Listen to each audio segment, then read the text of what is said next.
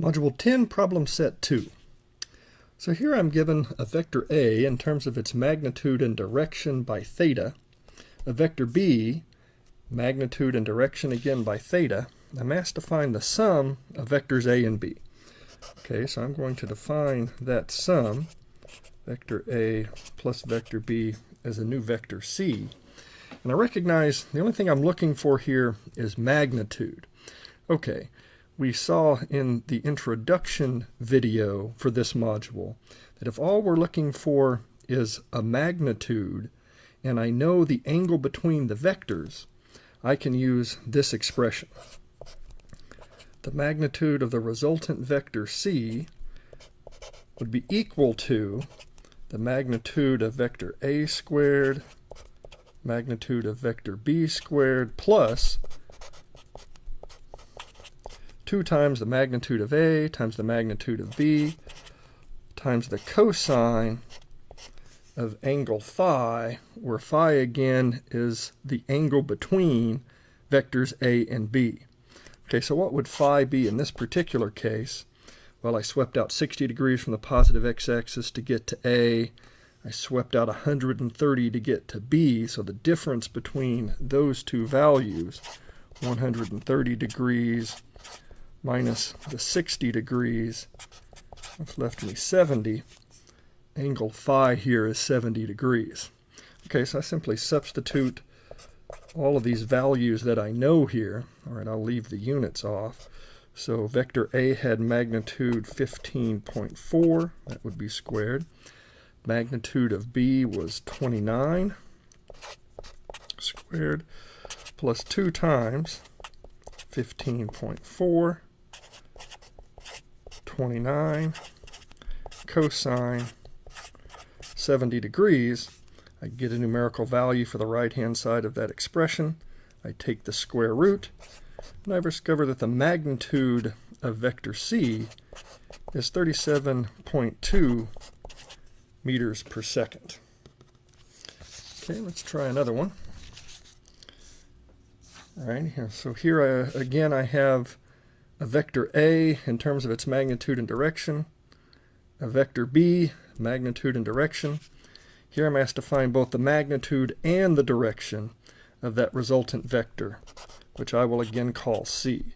So vector A plus vector B will give me resultant vector C. Okay, since I am going to be looking for direction this time, let's go ahead and sketch out what these vectors A and B and the resultant vector C might look like. Okay, so let's draw some coordinate axes here. Right, and I recognize I have a vector 215 degrees from the positive x-axis. It would have been 180 to here, 270 to here. So both of these vectors are actually directed within that quadrant. So let's say that's going to be my vector A. It would have magnitude 4. Let's say that's my vector B, magnitude 6.55.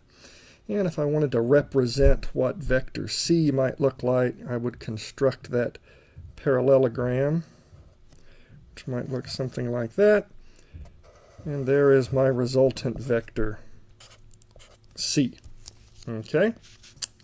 Well, let's first set about finding the magnitude of C.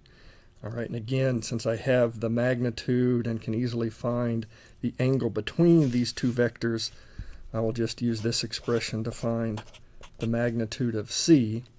So here that would be the 4 squared plus the 6.55 squared plus 2 times 4 times the 6.55 times the cosine, 260 minus 215. It was 260 to here, 215 to here, which means that angle in there must be 45.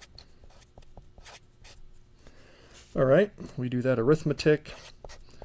We'll discover that C has magnitude 9.80. This was a velocity vector in meters per second. In other words, I know that value is 9.8. Okay?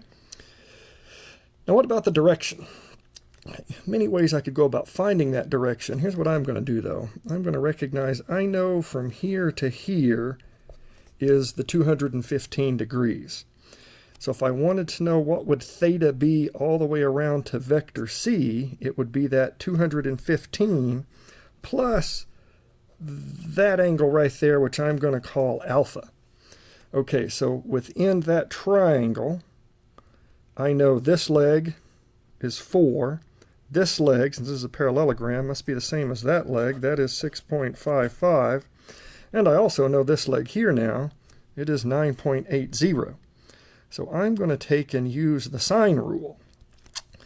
This angle is opposite that leg, so that 6.55 divided by the sine of alpha would have to be equal to, well, any of these other legs and their corresponding angle. This angle I know readily here, because if that was 45 degrees, this angle over here must be 180 minus the 45, or 135 degrees. So this angle is 135. I know that leg is 9.8. So 9.80 divided by the sine of 135. I solve that for alpha. I'll discover that alpha is 28 degrees, which means theta, the direction associated with resultant vector c, would be 215 degrees plus the value of alpha, 28 degrees, 243 degrees. Magnitude 9.8 meters per second, direction 243 degrees.